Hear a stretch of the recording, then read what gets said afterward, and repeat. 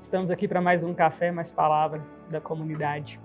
E eu queria hoje que nós meditássemos sobre o fato de sermos um diferencial de Deus no mundo. E começar então lendo aqui em Mateus 5,13. Vós sois o sal da terra. Ora, se o sal vier a ser insípido, como lhe restaurar o sabor? Para nada mais presta, senão para lançado fora, ser pisado pelos homens. Vós sois a luz do mundo. Não se pode esconder a cidade edificada sobre um monte. Nem se acende uma candeia para colocá-la debaixo do alqueire, mas no velador, e alumia a todos os que se encontram na casa. Assim brilhe também a vossa luz diante dos homens, para que vejam as vossas boas obras e glorifiquem a vosso Pai que está no céu. Pai, essa é a sua palavra, Deus, que ela seja viva e eficaz, em nome de Jesus. Jesus, quando ensina o Sermão da Montanha, o Sermão do Monte, ele já está ali no momento do ministério dele com bastante gente seguindo. Então ele começa, nesse texto, a mostrar os princípios do reino. Aqui ele fala que tudo vai passar, mas nem um i ou um tio da lei jamais passará. E nós, por meio de Jesus, quando ele morreu e foi ressuscitado pelo Pai, e por meio do Espírito Santo, recebemos em nós conhecimento de Deus.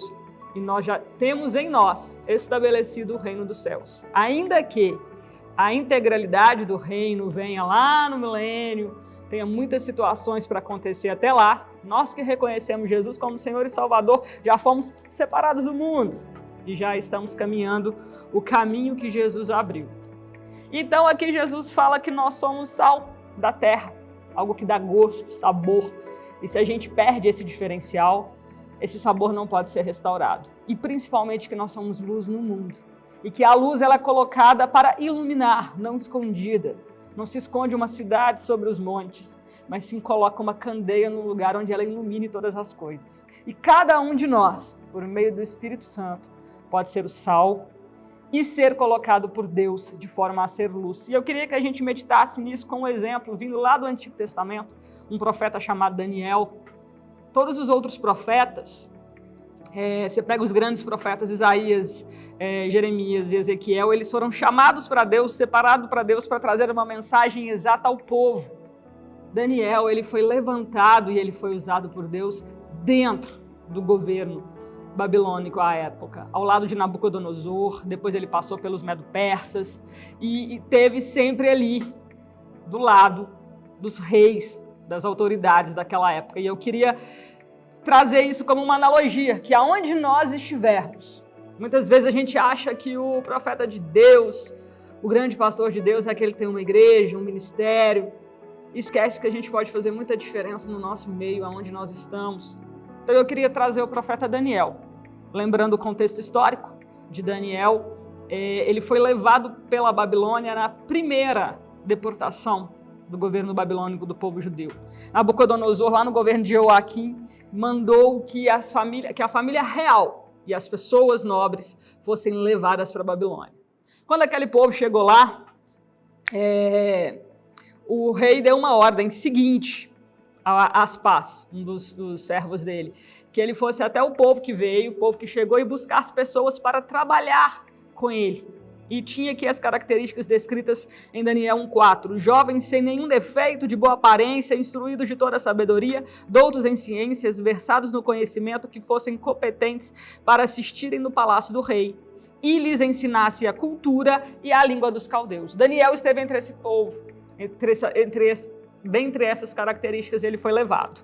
E então, ele e 3 amigos, o Ananias, o Misael e o Azarias, se destacaram em todo o governo.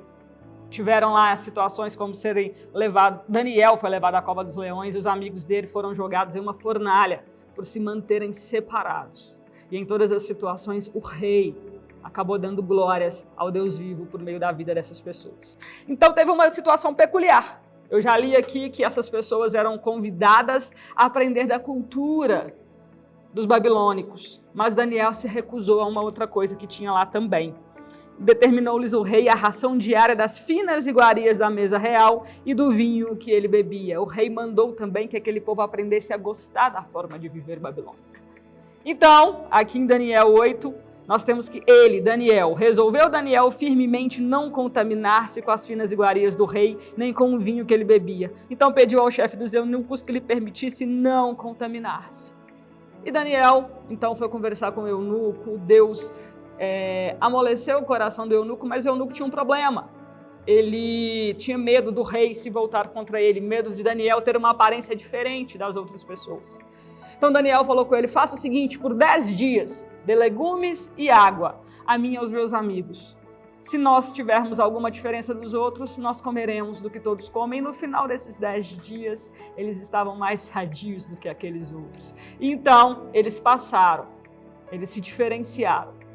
E eles passaram então a se alimentar e a sobreviver, manifestando a glória de Deus. Então eu queria finalizar lendo aqui Daniel 1,17. Ora, a esses 4 jovens Deus deu o conhecimento e a inteligência em toda a cultura e sabedoria, mas a Daniel deu inteligência de todas as visões e sonhos.